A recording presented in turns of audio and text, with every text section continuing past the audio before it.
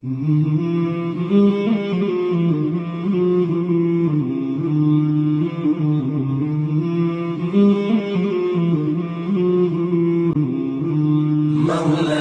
صل وسلم دائما أبدا على حبيبك خير الخلق كلهم.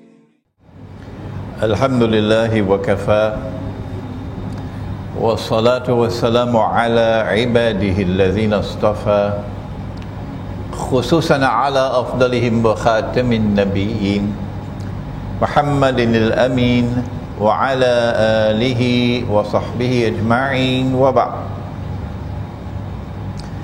فأعوذ بالله من الشيطان الرجيم بسم الله الرحمن الرحيم ونزلنا عليك الكتاب تبيانا لكل شيء وهدى ورحمة وبشرى للمسلمين صدق الله العظيم. We begin with Allah's blessed name. We praise Him and we glorify Him as He ought to be praised and glorified. And we pray this night for peace and for blessings on all His noble messengers, and in particular on the last of them all, the blessed Prophet Muhammad sallallahu ta'ala alayhi wasallam. As we assemble here in Masjid Al-Ghufran in Taman Tun Dr. Ismail in Kuala Lumpur in Malaysia, to begin, and tonight is the first lecture of what I hope will be several attempts at the subject: the Sufi, the Salafi, and Akhirul Zaman. And I want to begin by drawing attention to the fact, whether you are in Surabaya in Indonesia, or you are in Tirana in Albania, or you are in United States or Japan, all around the world today, the evidence is very plain and clear that we are located at perhaps the most dangerous moment in all of history so far. That there has never been in human history a more dangerous moment than this moment now. And I plead for those who are asleep to wake up. For tomorrow it might be too late. If Israel attacks Iran, which can happen at any time, then it should not be difficult for us to recognize that such an attack is most likely to lead to a series of events which will culminate in nuclear war. And that nuclear war is likely to be waged primarily between the NATO alliance.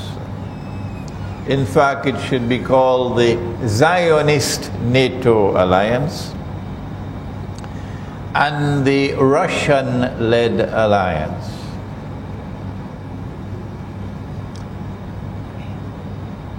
If that nuclear war takes place, North America and Europe primarily, I believe, and I can be wrong,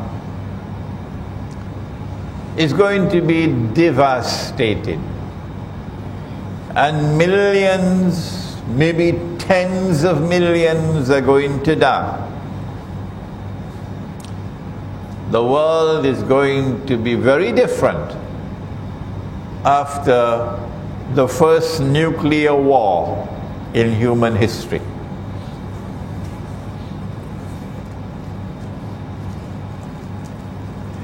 That war will be waged because the Zionists are provoking it. And the Zionists are provoking it. They are pig-headed in their obsession in pursuing a certain goal of ruling the world, of establishing their political and economic dominion over all of mankind, so that Israel might become the ruling state in the world, succeeding the United States of America. From where has Imran Hussein got this analysis? I've got it from Ilmu Akhirul Zaman. That's where I got it from. And we don't have long to wait to determine whether this description of events which are now about to occur is accurate or not. The same Imran Hussein, and I'm not mentioning my name in pride, وَنَعُوذُ بِاللَّهِ مِنْ هَذَا. Any scholar who has pride, Allah will take away his knowledge. The same Imran Hussein, who 15 years ago warned that the US dollar is going to collapse. Those who know me for the last 15, 16, 17 years would know that I am speaking the truth. That the US dollar is going to collapse, and that it's going to bring down the American economy, that it is going to bring down all the bogus and utterly fraudulent and haram. Let me repeat it 3-4 times. Haram, haram, haram. Paper money. And there is going to be chaos in the world.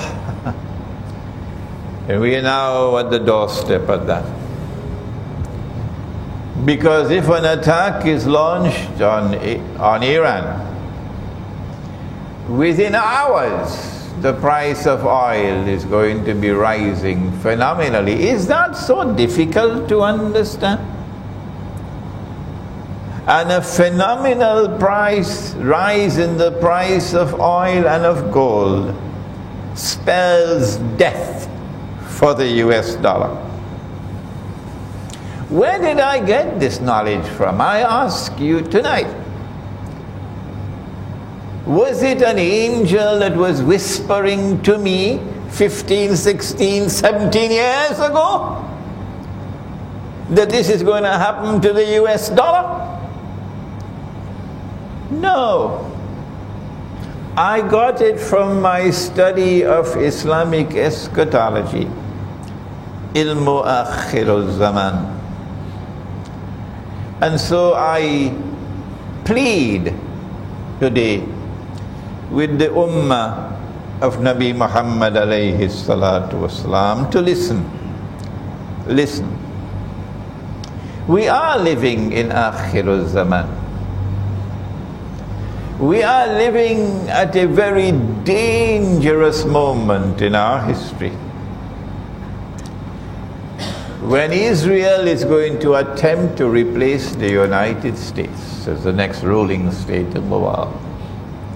Is this the time for us to be divided and fighting with each other? The Sufi with the Salafi, and the Salafi with the Sufi? When Allah commanded in the Quran, وَاعْتَصِمُوا بِحَبْلِ اللَّهِ جَمِيعًا, hold fast all of you to the rope of Allah, وَلَا تَفَرَّقُوا, and do not be disunited.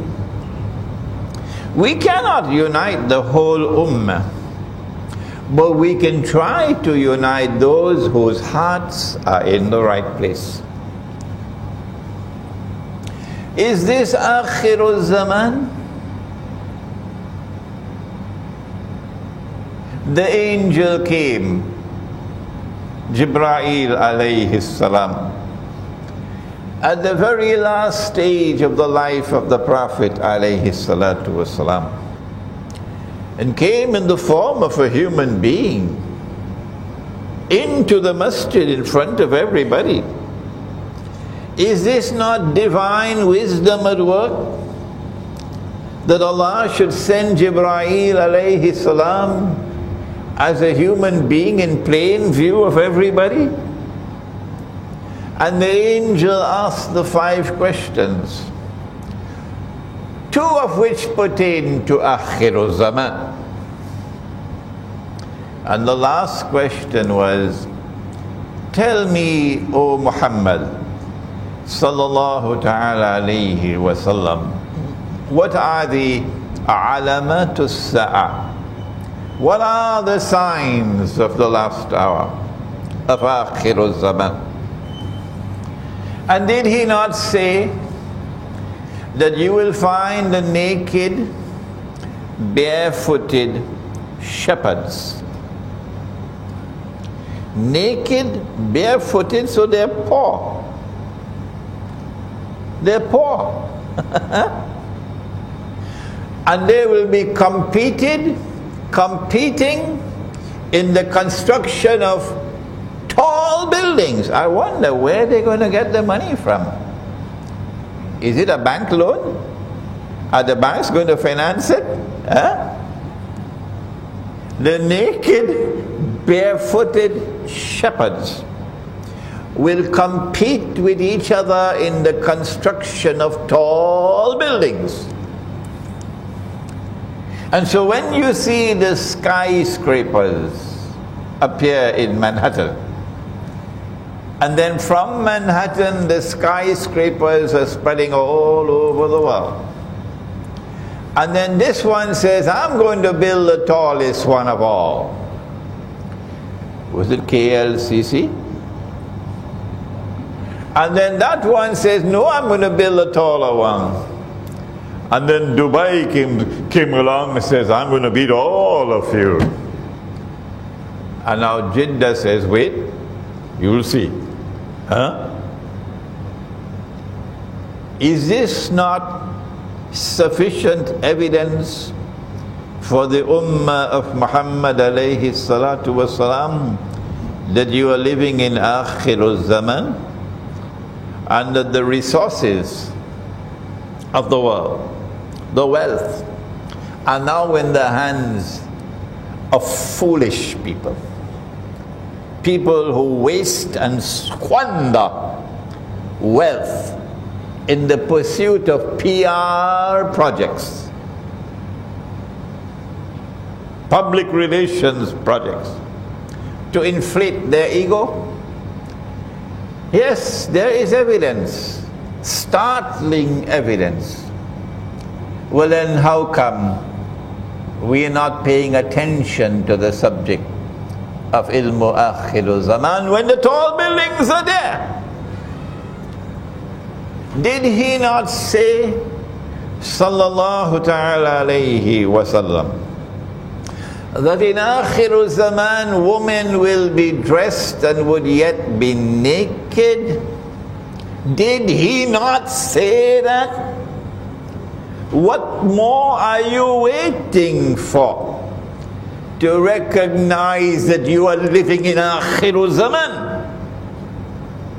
Did he not say, can you sense my frustration? That women will dress like men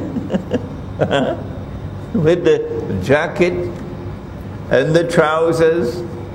Lots of them now in blue jeans. I call them the blue jeans Jamaat.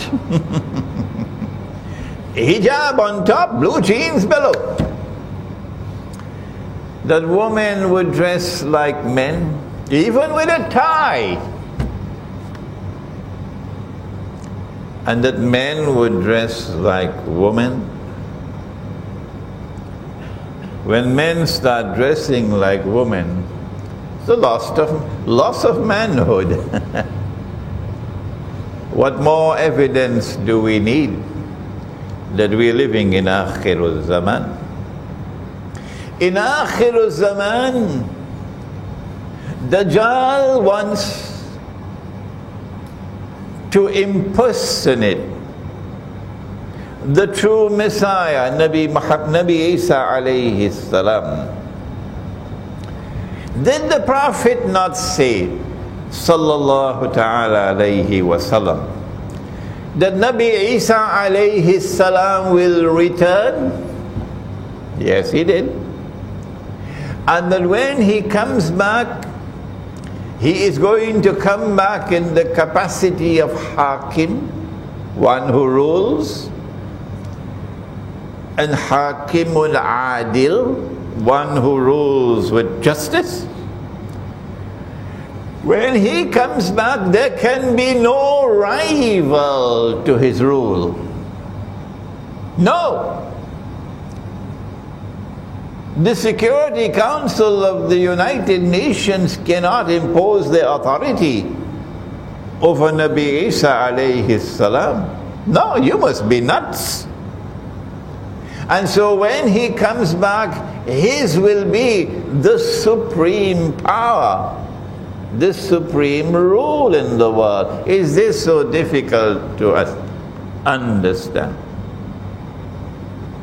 And this is what Dajjal wants to do, because he wants to impersonate the true Messiah.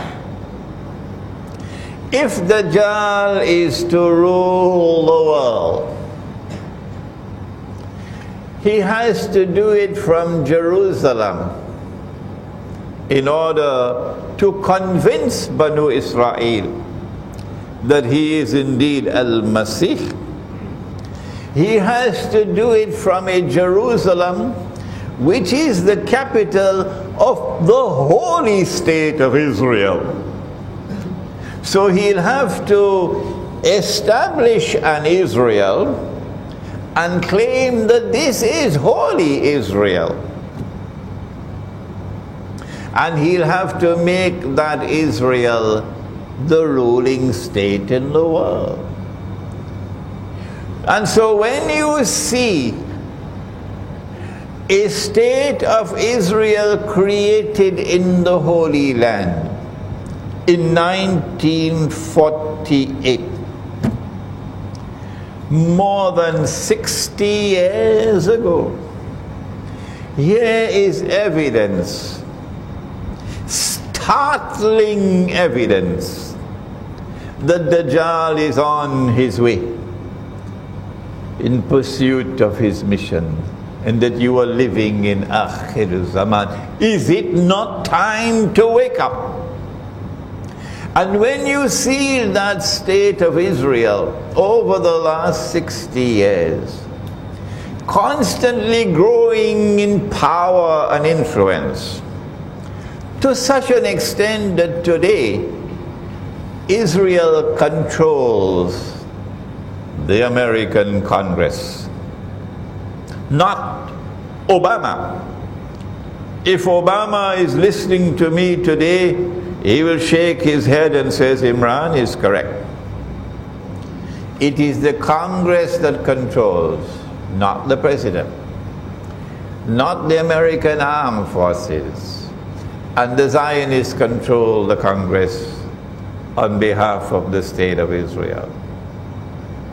And so when you see that state of Israel poised to replace the United States of America as a ruling state in the world, is it not time to recognize that you are living in Akhirul Zaman? We are living today in a world in which there is more fasad. Be careful of that word, because fasad is in the Quran. Fasad is of different kinds. Fasad is that which corrupts and destroys. And there is, the Quran speaks of agricultural fasad, corrupting food, destruction of food. The Quran speaks of sexual fasad, Sodom and Gomorrah. The Quran speaks of many different kinds of fasad. Perhaps the most dangerous one of all is fasad in money. Yes. Nabi Muhammad alayhi salatu wasalam spoke about riba. And one form of riba is borrowing and lending money on interest, money. And so the money lender was cursed by Nabi Muhammad alayhi salatu wasalam. He cursed all four, and he said they're all equally guilty. The one who takes riba, the one who gives riba, the one who records the transaction, and the two witnesses. And the very last revelation to come down in the Quran was one in which Allah declared war on the moneylender. فَأَذَنُوا بِحَرْبٍ مِّنَ اللَّهِ وَرَسُولِهِ. And Nabi Muhammad alayhi salatu wasalam waging war on the moneylender. But the Prophet sallallahu ta'ala alayhi wasallam prophesied that the time will come when you will not be able to find even one person, not one, in all of mankind, who will not be consuming riba. And if anyone were to claim that he is not consuming riba, verily the dust of riba would be upon him. Verily the vapor of riba would reach him. Are we not living today in a world in which the money lender controls the economy? It's called the bank. Is there not riba all around us today? And therefore the curse of Nabi Muhammad alayhi salatu wasalam all around. What more evidence do we need that this is Akhirul Zaman? But there is another form of riba. If you meet a man coming to the market, and you'll get all of these ahadith in my book on the back entitled The Prohibition of Riba in the Quran and Sunnah. It's also on my website. If you meet a man coming to the market to sell his goods, truckload of durian, and you buy his durian, I don't think people in France will know what is durian, and the Pakistanis won't know what is durian, but in Southeast Asia it's called the king of all fruits. It's a fruit. And you buy his durians from him before he could enter into the market. And when he enters the market, he realizes he could have gotten a better price in the market. Nabi Muhammad alayhi salatu wasalam said, that's riba. The Americans have a pretty phrase to describe it. The Americans say, you ripped him off. A transaction based on deception, through which you get a gain or a profit to which you are not justly entitled. A rip-off. Today we have abandoned the Quran. Whether you are Sufi or whether you are Salafi, it makes no difference. We have abandoned the Sunnah.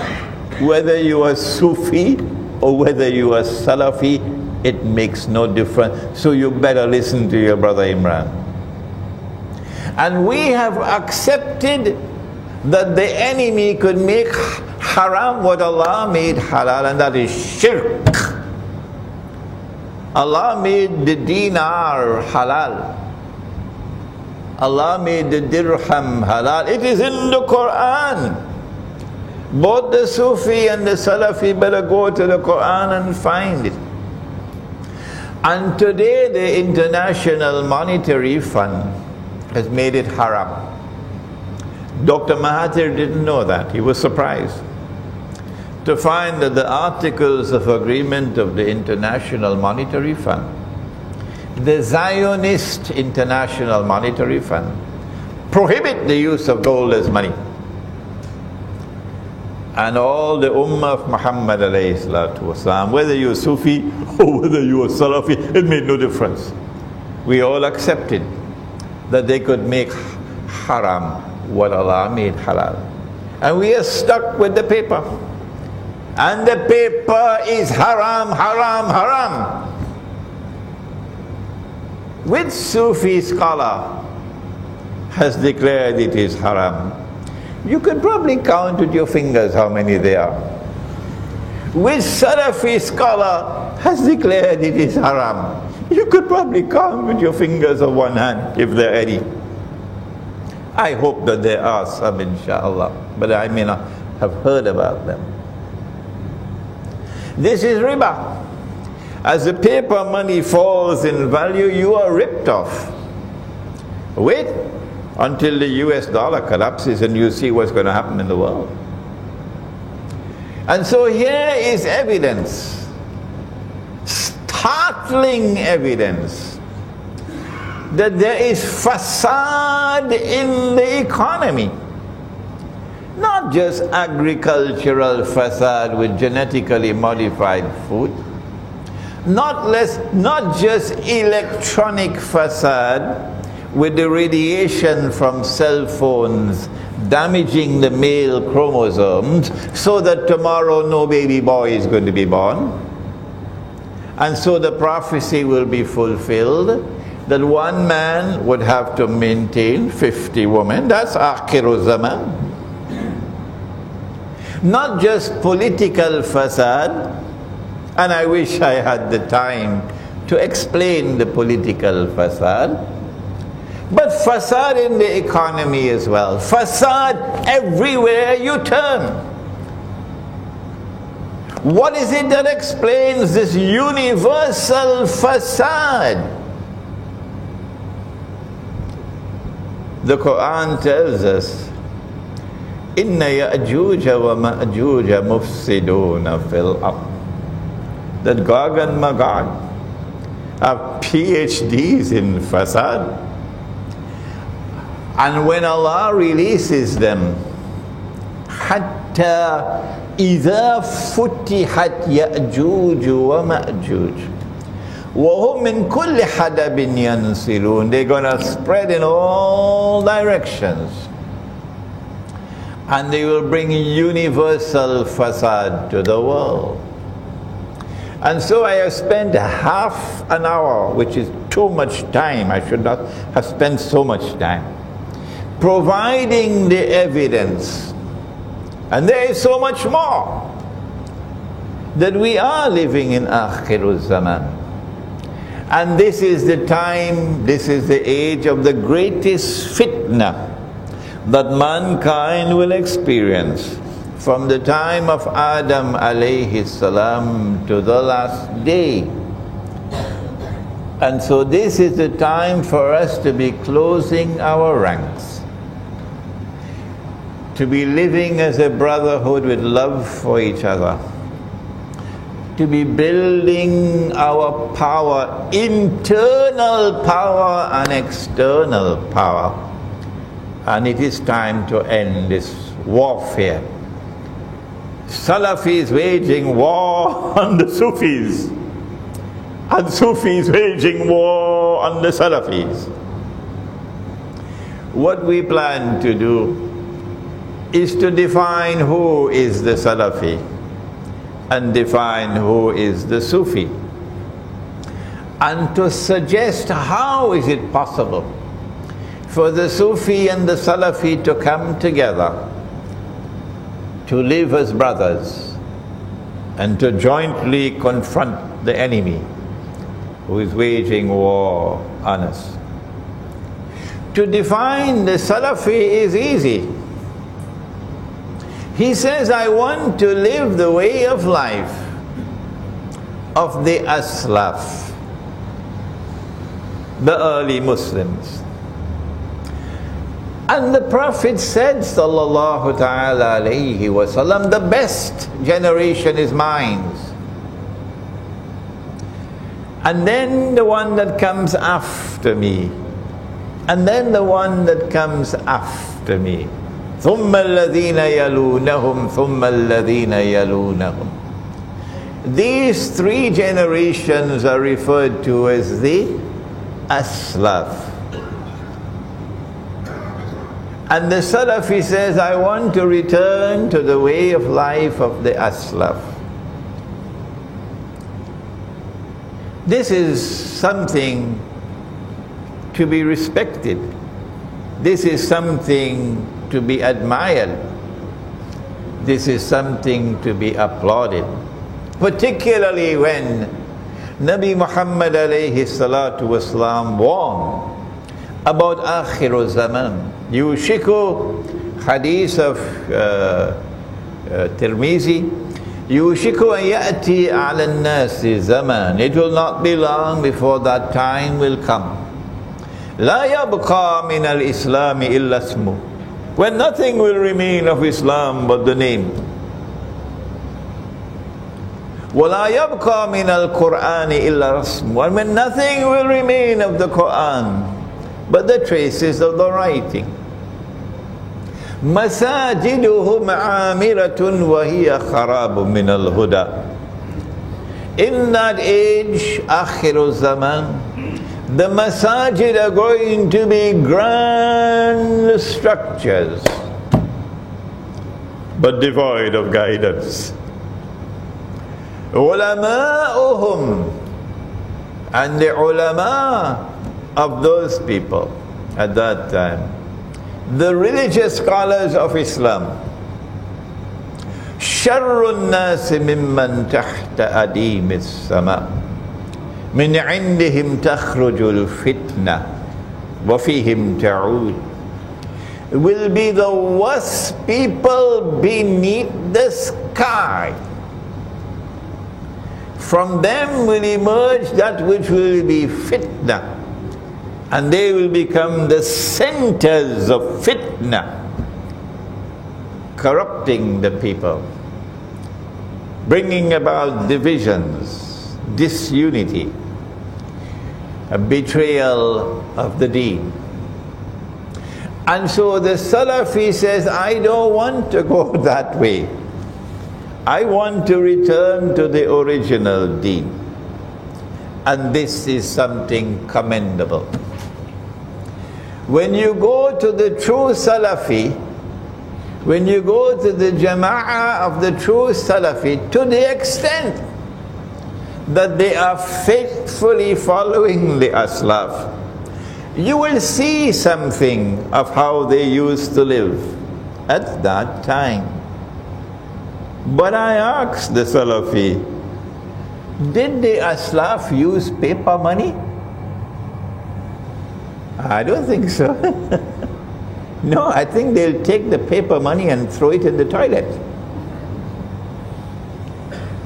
Did the Aslaf go and vote for an Islamic political party, fighting elections under a modern constitution of a modern state, which declares that sovereignty no longer belongs to Allah? That's Egypt, that's Tunisia, that's Libya, that's Turkey.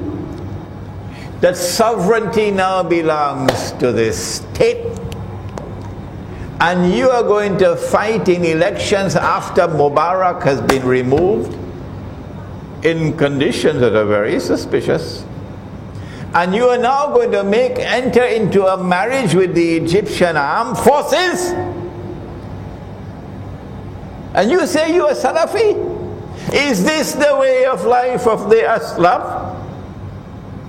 Or should you not be struggling to restore the Khilafah? struggling to restore Darul Islam. And so, yes, it is commendable that you should try to restore the way of life of the Aslaf.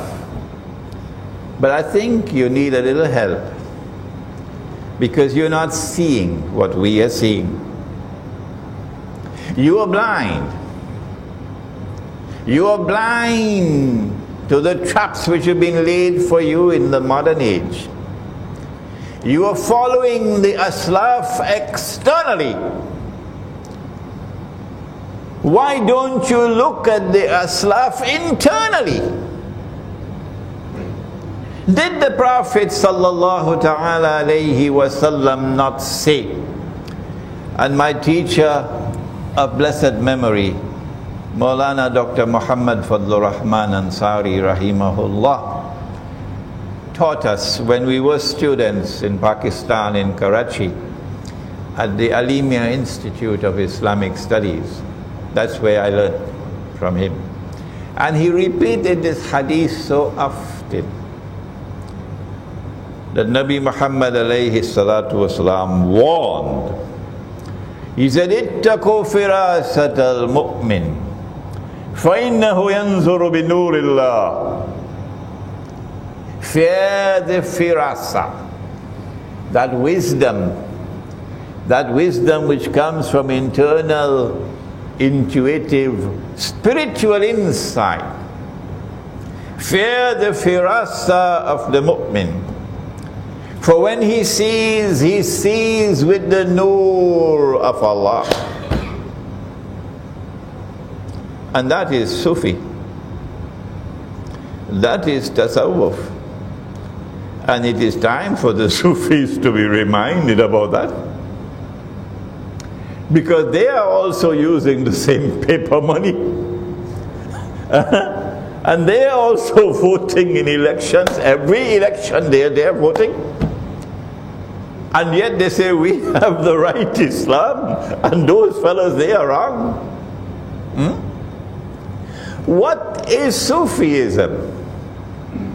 We have just another 2 minutes to introduce the subject of what is Sufism. The angel came and asked 5 questions. You remember? Number 5 was the Alamatus Sa'a, the signs of the last day. But question 1 was, what is Islam? And question 2 was, what is Iman? And then question 3 was, what is Al-Ihsan? And we heard an answer we never heard before. First time we ever heard this. When the Prophet said, alayhi salatu wasalam, that Al-Ihsan is an ta'abud Allah ka'annaka tarah. That you should worship Allah, that you should serve Allah as though you were seeing Him. But it is not possible to see Him with these eyes. Lan tarani, says Allah in the Quran. Lan tarani, not with these eyes, you can never see me. But yes, with the heart you can see. فَإِنَّهَا لَا تَعْمَى الْأَبْصَارِ, says Allah in the Quran. It's not these eyes that are blind. وَلَكِنْ تَعْمَى الْقُلُوبُ الَّتِي فِي الصُّدُورِ. What is blind is the heart which is inside your chest. When faith enters into the heart, then nur enters into the heart. And then the heart can see what otherwise cannot be seen. That is Sufism. That is Tasawwuf. And that is the highest stage of religion. Personally, I wish the word Sufism had never been invented. My life would have been easier. That we never had the word Tasawwuf, my life would have been easier. All that we needed is Al-Ihsan. To be able to see with the heart that worships Allah what otherwise cannot be seen. Let us now interrupt for the Azan of Isha. Bismillahi awwaluhu wa akhiruh. I wish that the word tasawwuf had never been invented. That the word Sufism, which is an English word, had never been invented. Life would have been easier. We didn't need this terminology when we had the word Al-Ihsan. Al-Ihsan is to worship Allah and to serve Allah as though you are seeing Him with the eye of your heart. فَإِن لَمْ تَكُنْ تَرَهُ فَإِنَّهُ يَرَاكَ. If you have not reached that stage as yet where you can see with the internal eye and worship Him, then at least this you should recognize that He is seeing you. And so the heart can see, but the heart can only see when there is faith. And the heart can see only when there is nur in the heart. And in Ayatun Nur, which is ayah number 35 of Surah An-Nur, Surah number 24, Allah says, بَعْدَ أَعُوذُ بِاللَّهِ مِنَ الشَّيْطَانِ الرَّجِيمِ يَهْدِ اللَّهُ لِنُورِهِ مَن يَشَاءُ. Allah guides to His nur whomsoever Allah chooses. So it is Allah to choose. No, we can't choose.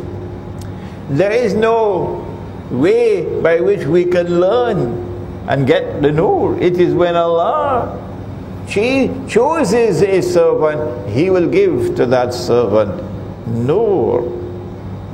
And with that nur, he'll be able to see what otherwise cannot be seen. اتقوا فراسة المؤمن فإنه ينظر بالنور الله. And Nabi Muhammad alayhi salatu wasalam warns, he warns. Fear the firasa, the wisdom built on internal intuitive spiritual insight. Fear the firasa of that mu'min. Fear it. Who when he sees with the nur of Allah, what is the status of that nur? Let me take the discussion one step further, and what an important step it is. In Sahih Bukhari, Nabi Muhammad alayhi salatu wasalam made this startling statement. He said that Nabuwa, or prophethood, is comprised of 46 different parts. And he said, after me, nothing remains of Nabuwa, or prophethood in the world, except one part.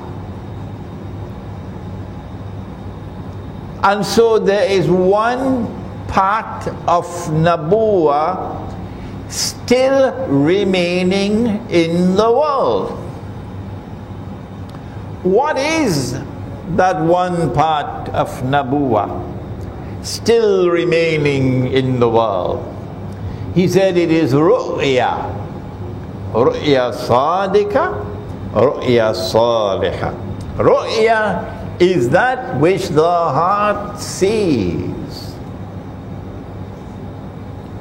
And so there is knowledge which comes and is still coming to this day through that one last part of Nabuwa still remaining in the world. The Sufi has to be reminded. I have to change the battery.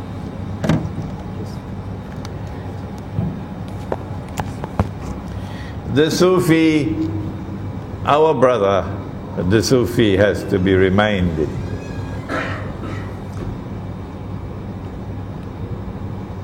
that when you see with the nur of Allah, then you can be blessed with ru'ya, vision, insight. Every scientist in the world knows that all major discoveries in science came after you had done your homework through insight. Insight. And if we had that insight, if we had that ru'ya, then as Sufis you would have been able to recognize that the paper that you have in your wallet and that you are using to buy and to sell, it is shaitan who gave it to you.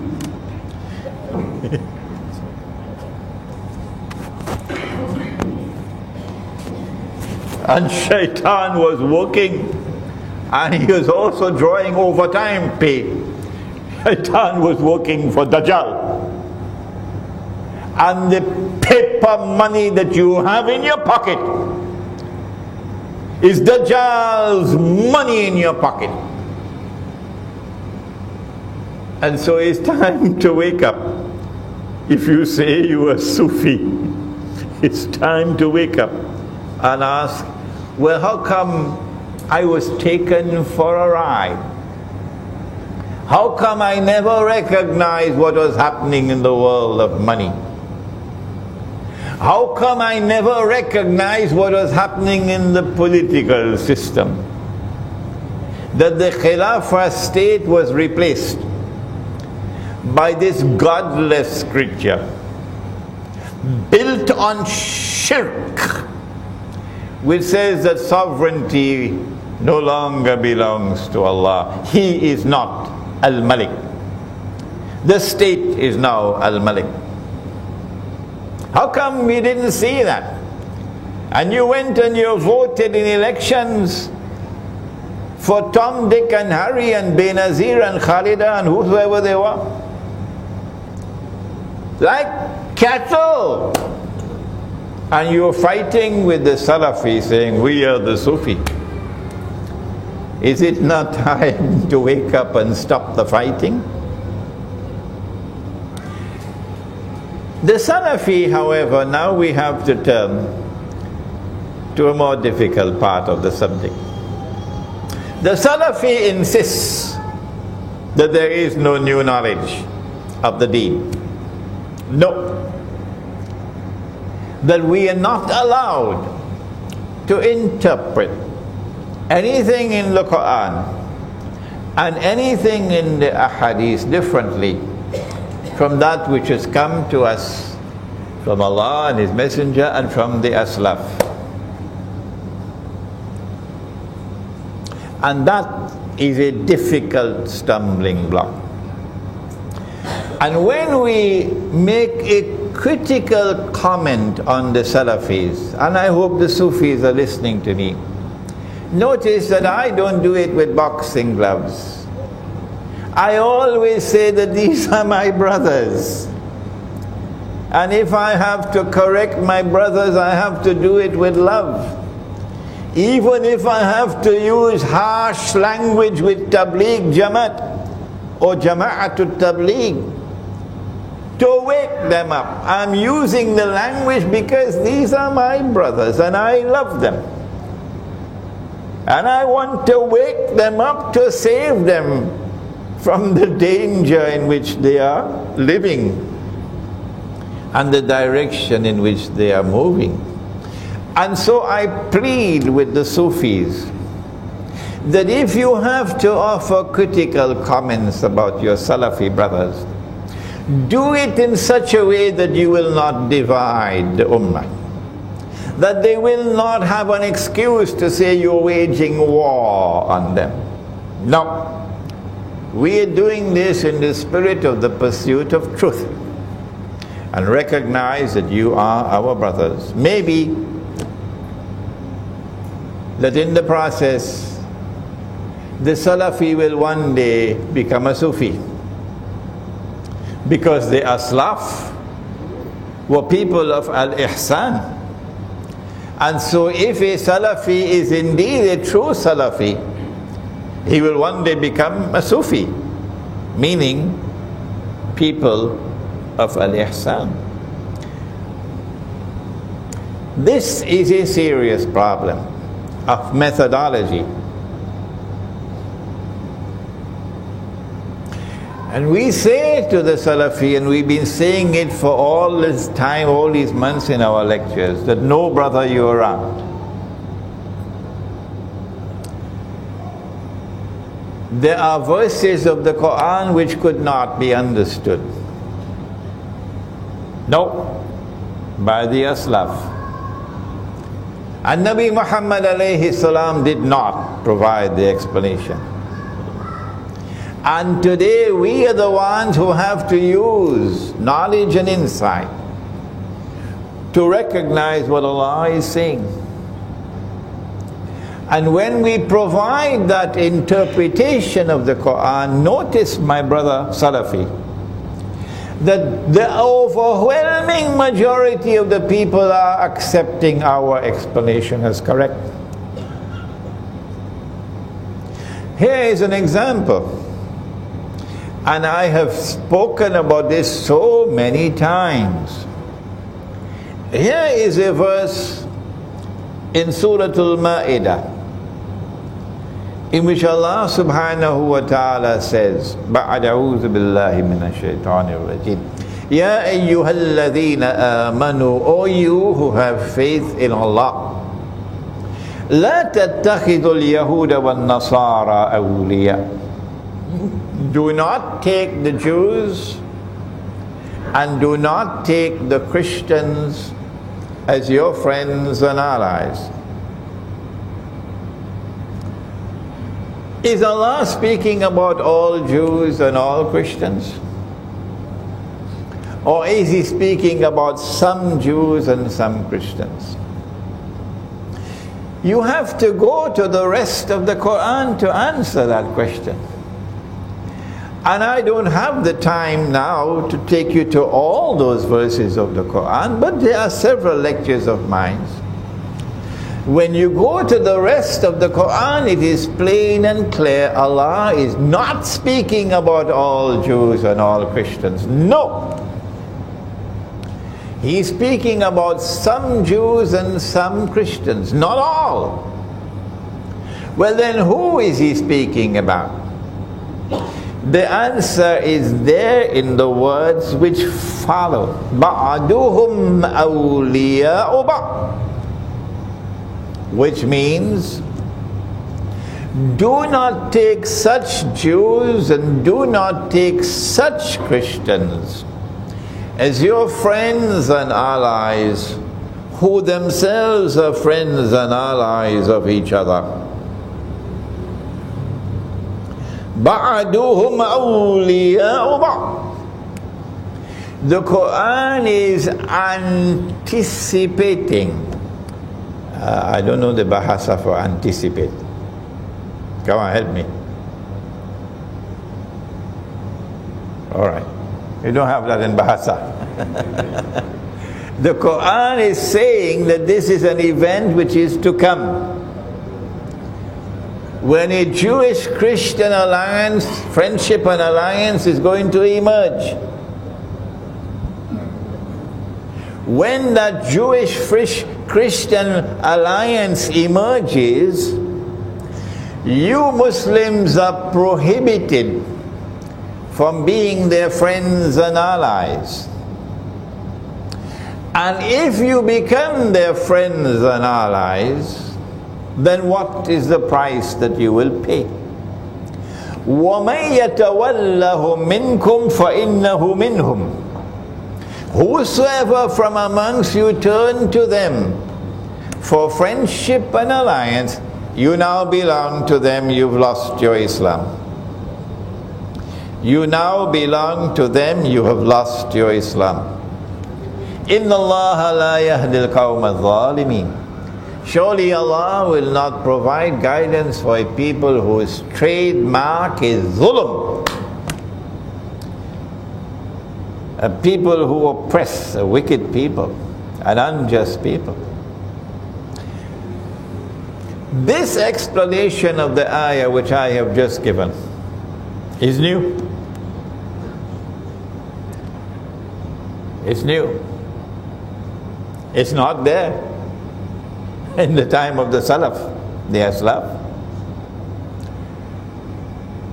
But because it was not there in the time of the Aslaf, does it mean that I don't have the right to interpret the Quran as I've just done? The answer is that the overwhelming majority of those who have heard this explanation have accepted it.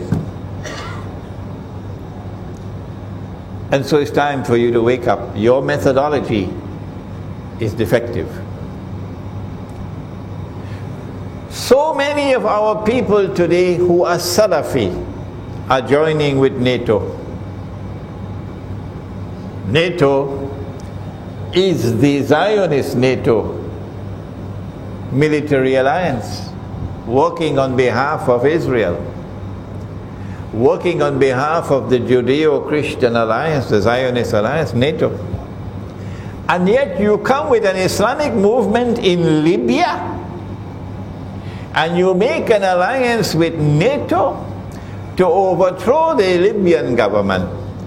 And then you want to argue with me that Gaddafi was a dictator, he was this, he was that, he was this, he was that, he was this, he was that. Stop wasting my time, you fool!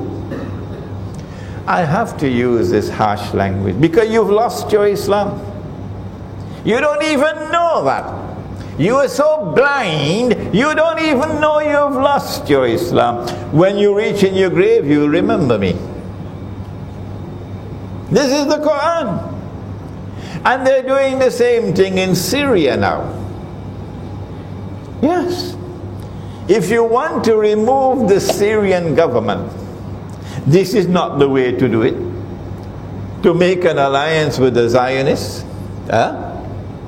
Turkey has a government which says it is Islamic, pro-Islam. But that government is very comfortable with NATO. And that government is working overtime for NATO. And you want to come to tell me that you are representing Islam? I don't have dust in my eyes. I can see you for what you are. You are tools of NATO, the Turkish government. And so your methodology is defective. And now we turn to another verse of the Quran, in which Allah subhanahu wa ta'ala says, بعد أعوذ بالله من الشيطان الرجيم. It is in Surah Al-Anbiya. وحرام على قرية أهلكناها أنهم لا يرجعون. Allah speaks about a town, a city, which He destroyed, and the people were expelled. And Allah placed a ban on them that they could never return to reclaim that town as their own. Tabule. Hatta. Until they will return to reclaim the town. When? When? إِذَا فُتِحَتْ يَأْجُوجُ وَمَأْجُوجُ. When Gog and Magog are released. وَهُمْ مِنْ كُلِّ حَدَبٍ يَنْسِلُونَ. And they spread out in all directions with their fasad. But they're not only people of fasad. Hadith al-Qudsi, Sahih Muslim. I have created creatures of mine so powerful that none but I can destroy them. None but I can wage war with them. These are Gog and Magog, Ya'juj and Ma'juj.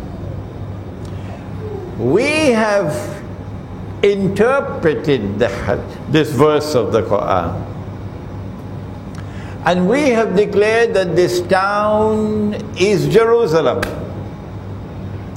This is the heart of this book, Jerusalem in the Quran.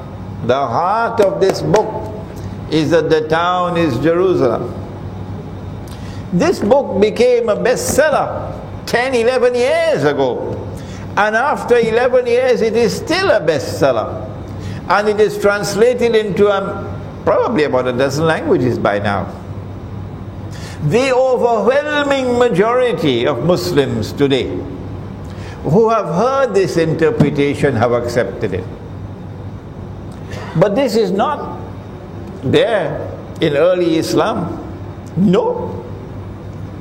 When we recognize that the town is Jerusalem, we know that Allah is speaking about Banu Israel, that He destroyed Jerusalem. He expelled Banu Israel. He placed a ban on them, and for 2,000 years they could not return to reclaim Jerusalem as their own. And yet today they have returned and they have taken control of Jerusalem. What is the explanation? We ask our Salafi brothers, and they are our brothers. How many times must I repeat it? Imran Hussein is not waging war on you, no. Imran Hussein loves you. You, my brothers. And Imran Hussein wants to unite the Ummah. What's wrong with that?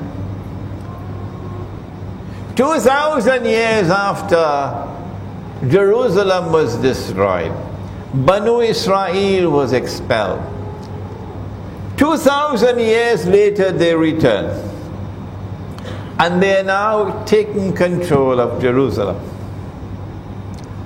And the Quran says of itself that it is tibyanan likulli shay. It explains all things.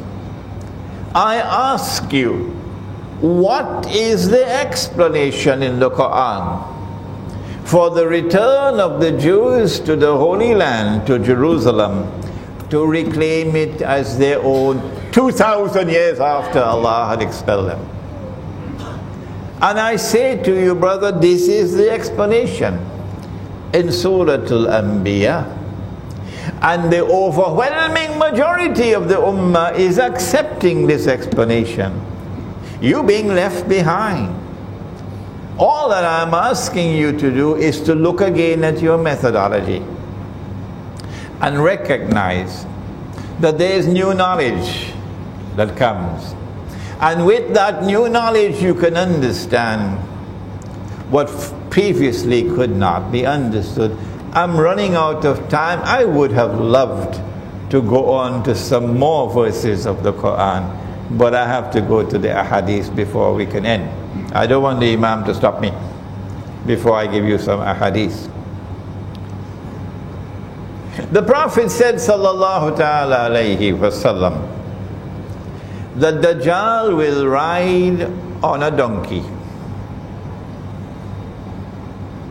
The donkey would travel as fast as the clouds. The donkey will have his ears stretched out wide. We have interpreted the hadith to say that that donkey is already here. That flying donkey is already here. It's the modern aircraft. And the overwhelming number of Muslims out there who listen accept that this is correct. But you insist, because this was not expressed by the Aslaf, you insist as Salafi with this defective methodology that you have to wait for the flying donkey. Brother, you're waiting in vain. And I'm using the first person now. I'm speaking to you with love wherever you are in the world. Your methodology is defective. The Sufi methodology recognizes insight, recognizes the capacity to see with nur and therefore to provide a new explanation. That's the Sufi methodology. And I got that from my teacher, who was a Sufi sheikh. I'm going to come back to that in a moment, inshallah. The Prophet said one more hadith, just one more. There's so many more, but only one more. I know you would enjoy if I were to take so many verses of the Quran and so many ahadith, but look at the time. The Prophet said, sallallahu ta'ala alayhi wa sallam, Sahih Bukhari, Sahih Muslim, that the river Euphrates will uncover a mountain of gold. A mountain rises high up in the sky. Mountain is not a hill. A mountain rises high up in the sky. And so a mountain of gold is going to be a large amount of gold rising high up in the sky and coming out of the river. We have interpreted this using insight. And whenever we offer an interpretation, we say Allah knows best. Allah knows best. So our interpretation should not be a cause for fighting and disunity. No.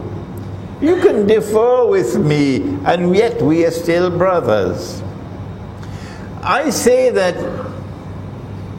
he said that the believers must not touch that gold. So that wakes me up to the fact, this is symbolism. The believers must not touch that gold. A mountain of gold coming out of the river Euphrates. And he said that people are going to fight over that gold, and 99 out of every 100 would be killed. I say that mountain of gold has already come. And the word mountain here is not literal. The word mountain here symbolizes a large quantity. And it is not the metal of gold, but oil. Oil. And that oil has already come. The last 100 years have been the years of that oil, from that oil basin by the river Euphrates. But why would he describe oil as gold? You need insight here.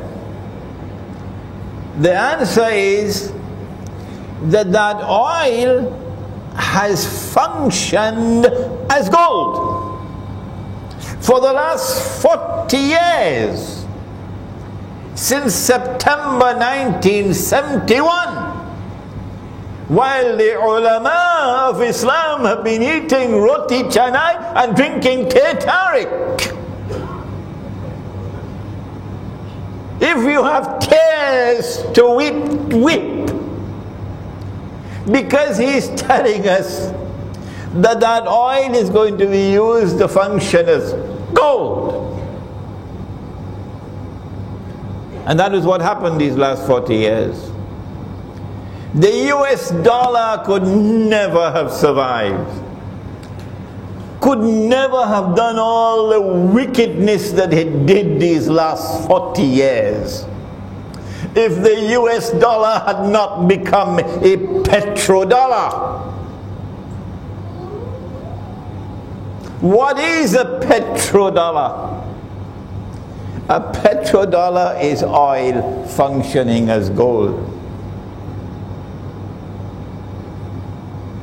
Gold is money. Gold is money with intrinsic value. Oil has intrinsic value. So in 1971, this is going to take me 15 minutes to explain, so let me not do it. The US dollar became a petrodollar.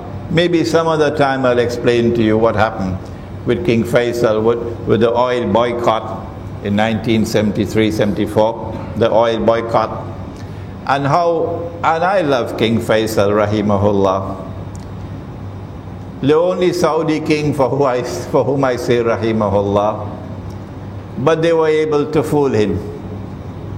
Yes, they fooled him, and he agreed, and then OPEC agreed that they would sell oil for only US dollars. You cannot buy oil unless you pay for it with US dollars. And that's when the US dollar became a petrodollar.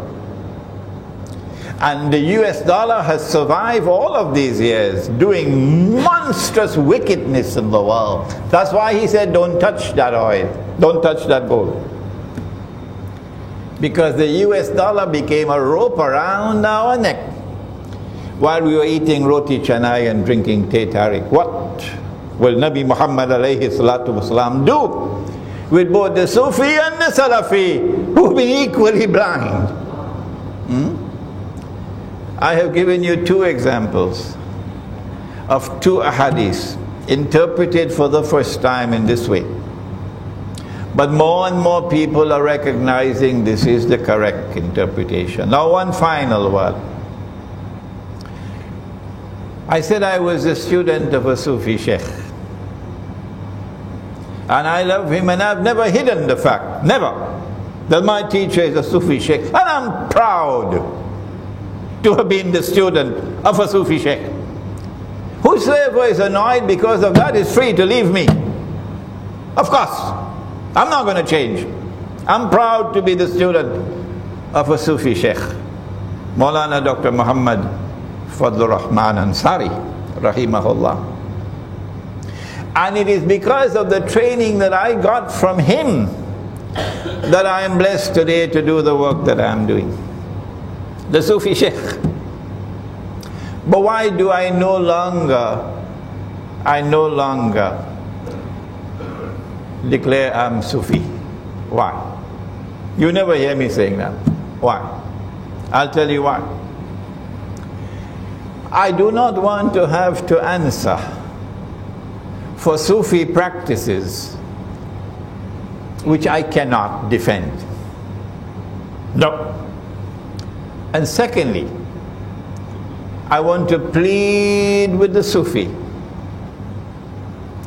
that if you have a religious practice, like we have right here in this masjid after the Salatul Maghrib, and we recite all these tazkirat for a long time. If you have a religious practice, which you may have practiced for generations and generations, and you're very comfortable with it, something beneficial, not like drinking whiskey, no. But it is not based on the Quran and Sunnah. No. Even though it is beneficial, it cannot be something that is essential. No. If it is not in the Quran and not in the Sunnah, if the Aslaf did not practice it, it cannot be considered to be essential. Not at all. You can say beneficial, but you cannot say essential. And so I want to now ask, we are living on the brink of a pit of fire. The world is going to be very, very different from what it is today in a short time from now. Are you going to allow these religious practices that your father and your grandfather and your great-grandfather and generations have practiced, but it is not in the Quran, it is not in the Sunnah, celebrating the birth anniversary of the Prophet Muhammad alayhi salatu wasalam, Mawlid, standing and reciting salams,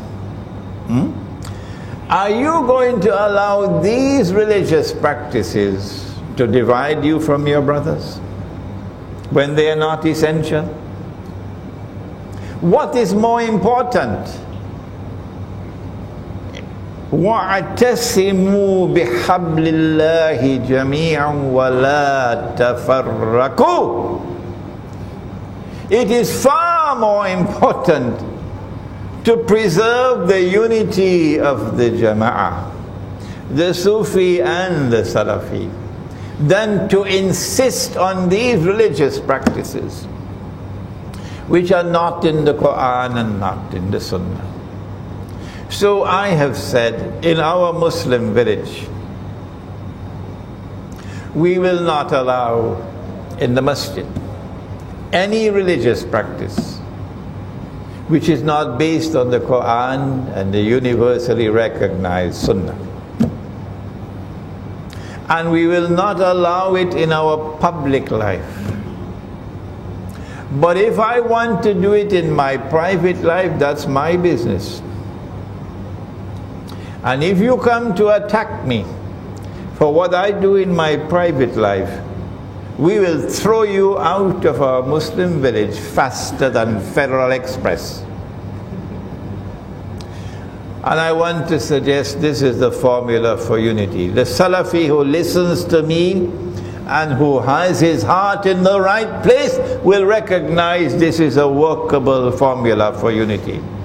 The Sufi who listens to me and who has his heart in the right place would recognize that this is a workable platform, a workable formula for unity. And so now we end by reminding that we are living at a moment of more danger than ever before in our history. Tomorrow the world is going to be very, very different.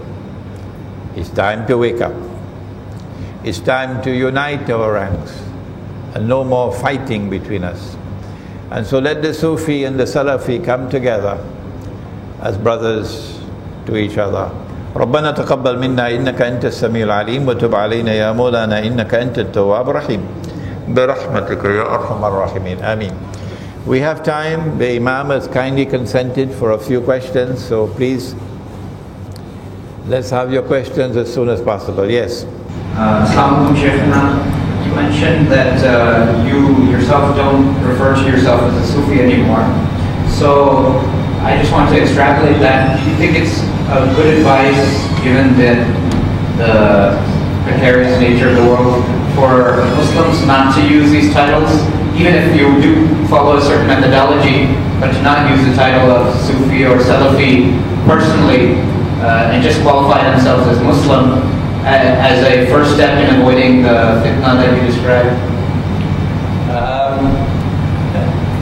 It will be a dream come true if we stop using these titles. The Salafi, if he's indeed Salafi, will grow to become a Sufi, because he'll grow to reach Al-Ihsan. There's no need to describe yourself as Salafi. The Sufi, if he's indeed a Sufi, would have that ihsan, that capacity to see, and would recognize the reality of the world today, and therefore the imperative of Muslim unity to unite our ranks. If we get rid of the labels, it will be helpful. My teacher, Maulana Dr. Fadlur Rahman Ansari rahimahullah, used to stand up. I don't know where he got the courage from. In India and Pakistan they use different terms. He said, I am not Deobandi, and I am not Brelvi, and I am not Ahle Hadith, and I am not Wahhabi, I am a Muslim. Those are golden words, and that's what we need for today. Any more questions? What is the greatest danger of riba? The hellfire. The hellfire. The hellfire. Because Nabi Muhammad alayhi salatu wasalam cursed The one who is, don't mind if I mention it, he's working in a bank now, but he says, I'm going to get out of the job soon. MashaAllah, MashaAllah, MashaAllah. The others who are working in banks should follow his example. Get out of that job. You're working for the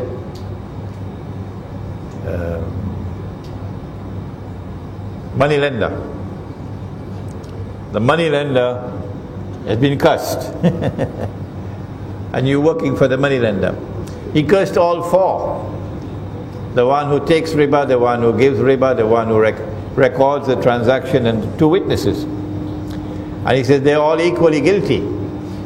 The punishment for riba is Jahannam. The other danger of riba, both the money lending, when the money lender lends you money, sometimes he lends you money because he wants to become rich. But when the Zionist lends you money, that's not why he's lending it to you. The primary reason why he's lending money to you is because he wants to enslave you. And he's already enslaved Indonesia. And our daughters, and our sisters from Indonesia are now slaves all around the world, all around this region, slaves, working for a wage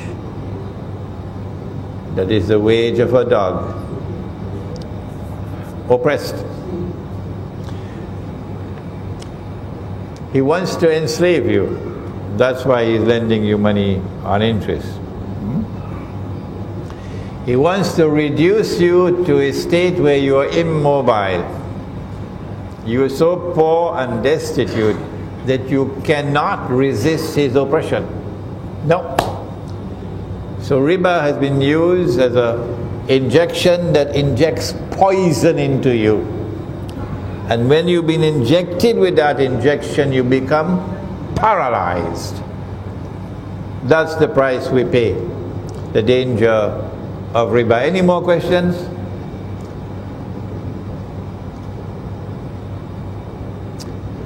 No more questions, okay? ربنا تقبل منا إنك أنت السميع العليم وتب علينا يا مولانا إنك أنت التواب الرحيم اللهم أنت السلام ومنك السلام تبارك ربنا وتعاليت يا ذا الجلال والإكرام سمعنا وأطعنا غفرانك ربنا وإليك المصير وصلى الله تعالى على خير خلقه محمد وعلى آله وعلى أصحابه أجمعين برحمتك يا أرحم الراحمين آمين.